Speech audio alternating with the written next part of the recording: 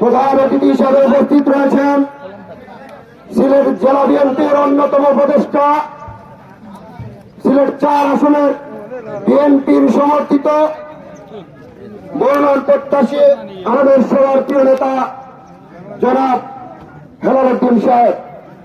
প্রিয় উপস্থিতি, আপনারা সবাই জানেন দীর্ঘ 17 বছরের আন্দোলন সংগ্রামের মধ্য দিয়ে গত 5 তারিখে এই জুলাই আগস্টের 36 দিনের গণঅভ্যুত্থানের মাধ্যমে বাংলাদেশ থেকে খুনি হাসিনা, ফ্যাসিস্ট হাসিনা, দখলদার হাসিনা পালিয়ে গিয়েছে।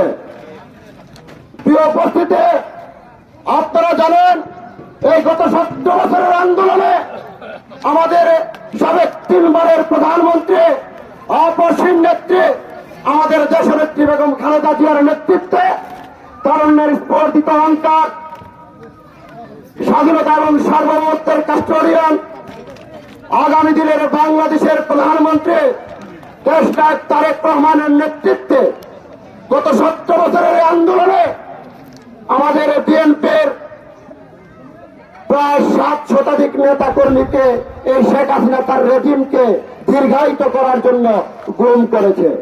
আপনারা সবাই জানেন সিলেটের মাটি ও মানুষের নেতা যিনি টিপাই মুখ তাদের বিরুদ্ধে লং মার্চ করেছিল, ভারতের আগ্রাসনের বিরুদ্ধে প্রতিবাদ করেছিল, তাই তাকে গুম করা হয়েছে। তিনি এখন পর্যন্ত গুম নামক কারাগারে বন্দী রয়েছেন। আমরা আজকের এই সভা থেকে আমাদের সিলেটের কোটি মানুষের হৃদয়ের স্পন্দন ইলিয়াসকে ফেরত চাচ্ছি। আপনারা সবাই জানেন এই শেখ হাসিনা যখন ক্ষমতায় এসেছিল বাংলাদেশের জাতীয় বীর সূর্য সন্তান সেনাবাহিনীর 57 অফিসারকে পরিকল্পিতভাবে হত্যা করেছিল।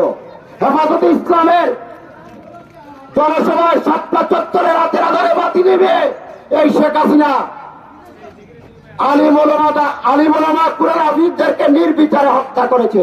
এই জুলাই আগস্টের 36 দিনের গণঅভ্যুত্থানে প্রায় 2000-এর অধিক এই দেশের ছাত্র জনতার রক্তে রঞ্জিত হয়েছে বাংলাদেশের মানচিত্র।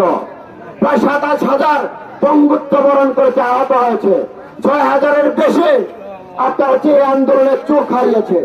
আমরা সকল শহীদদের জন্য আমাদের শ্রদ্ধা। প্রিয় উপস্থিতি, সময় সংক্ষিপ্ত, বক্তব্য স্পষ্ট।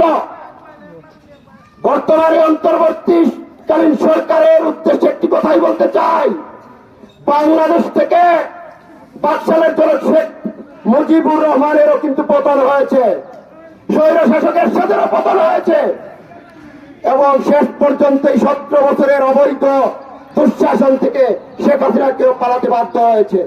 বাংলাদেশের প্রত্যেকটি আন্দোলন, বাংলাদেশের স্বাধীনতা সংগ্রাম থেকে বিএনপির নেতৃত্বে, বিএনপির প্রতিষ্ঠাতা আমাদের শহীদ রাষ্ট্রপতি জিয়াউর রহমানের নেতৃত্বে আজকের এই বিএনপি এখন পর্যন্ত বটবৃক্ষের মতো দাঁড়িয়ে আছে। মামলা, হামলা, গুম, খুনের মাধ্যমে বিএনপিকে দাঁড়িয়ে রাখা যায় নাই। তাই নির্বাচন নিয়ে তালবাহানা করবেন না। আমরা জানি আপনারা কি করতে চাচ্ছেন, আমাদের কাছে স্পষ্ট মেসেজ আছে। ডিসেম্বরের মধ্যে যদি নির্বাচন না দেন তাহলে আপনাদেরকেও কিন্তু ঝাড়ুপেটা করে এই ক্ষমতা থেকে নামানো হবে।